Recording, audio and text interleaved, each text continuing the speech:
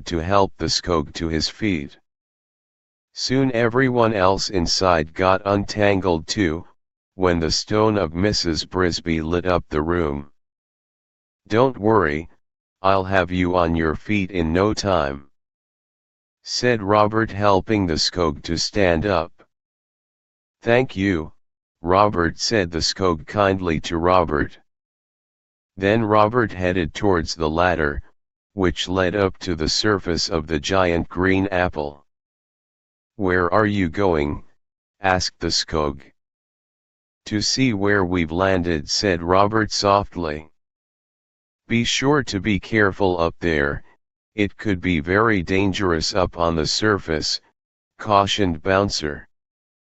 "I'll be careful," said Robert.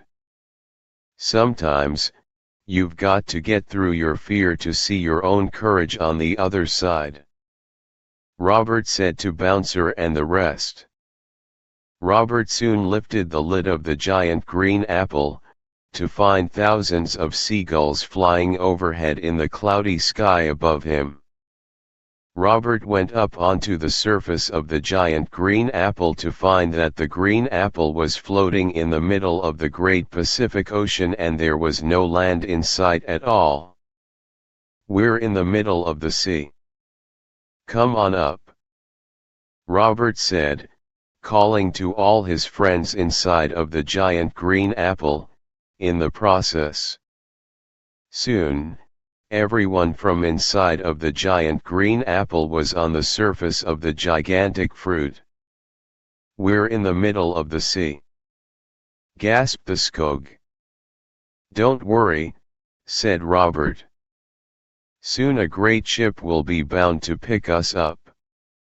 There was only one problem the whole crew had to face: where were they supposed to go? And what was the plan next? Everyone looked at Robert for the answer. Robert thought about it and then said with glee, "We're going to the great city of Zootopia. My father Mike Arthur says, if you look at Zootopia another way, it is a place where dreams come true." It was a place Robert had always dreamed of, and it had stuff there for his new friends there too. Robert and his new friends shared all of their positive dreams with each other with every detail, and they did. Basil, the great mouse detective, wanted to be on the police force as a detective. Wooster and Jenny wanted to be in a place that was greener, filled with cheese and sunshine. Bouncer craved for creating a gym club in a big city. The skog wanted to work as a subway driver in the big city. Mrs. Brisby wanted to let the light from her stone shine during every nightfall. Charlotte A. Cavatica wanted to spin more webs in dark hiding places, and Robert wanted a new family with Nick and Judy by his side. Afterwards, Wooster, who was the best at geography, flipped through Robert's Zootopia travel book after asking for it first and said, "The book calls the city on the front cover, the city of Zootopia. It says here predator and prey animals unite and work together. Also," he went on, "here's a map of California and the world of Zootopia, with the giant green apple next to California, but the map doesn't have a compass at all on it. If it is a city, then it'll have everything we dreamed of for us," said Jenny. Soon, everyone on board the giant green apple agreed to try and find the great city of Zootopia and work together. "If we're in the middle of the sea, then this is a big change," said Wooster.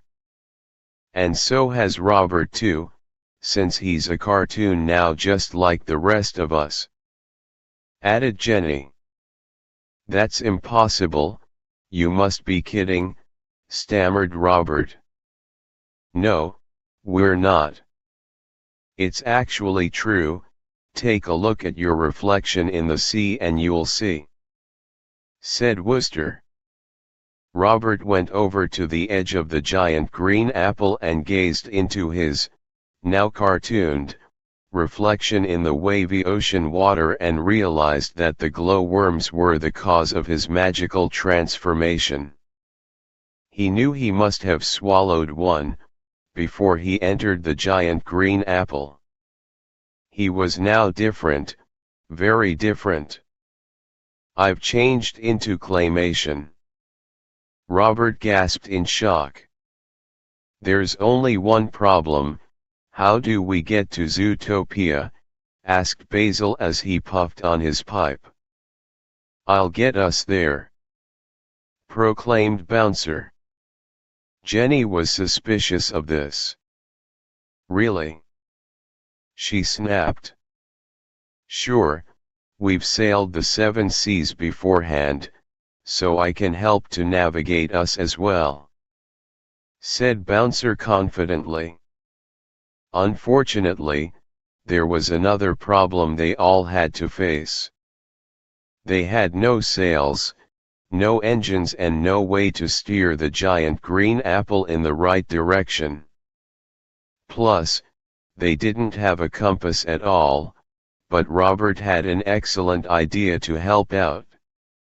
We'll attach the seagulls up there to the stem of the giant green apple and we'll use the flying fish in the water for bird bait, Robert said to them.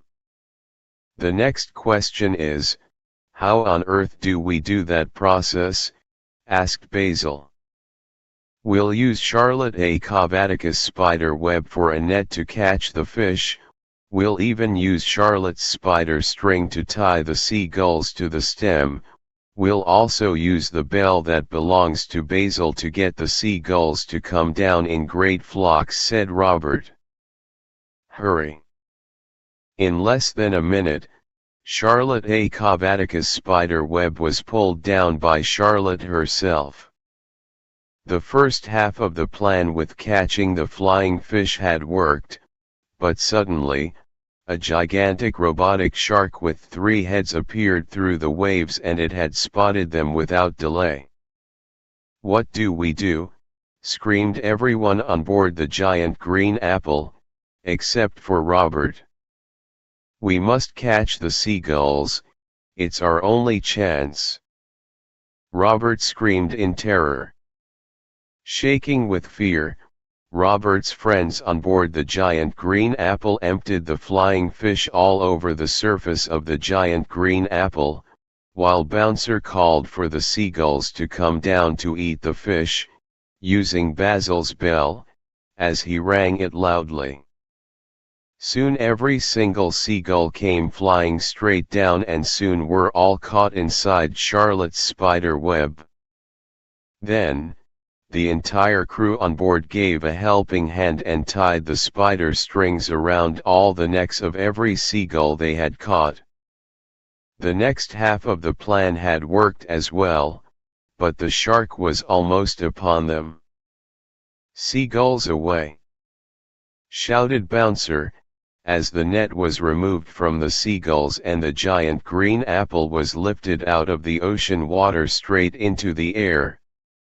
However, the 3-headed shark had launched a harpoon from one of its heads, but it was no match for the teamwork of those on board the giant green apple. They dislodged the harpoon and hurled it back into the jaws of the 3-headed beast, which soon exploded into tiny bits afterwards. They all were safe, and the green apple was soaring into the clear blue sky.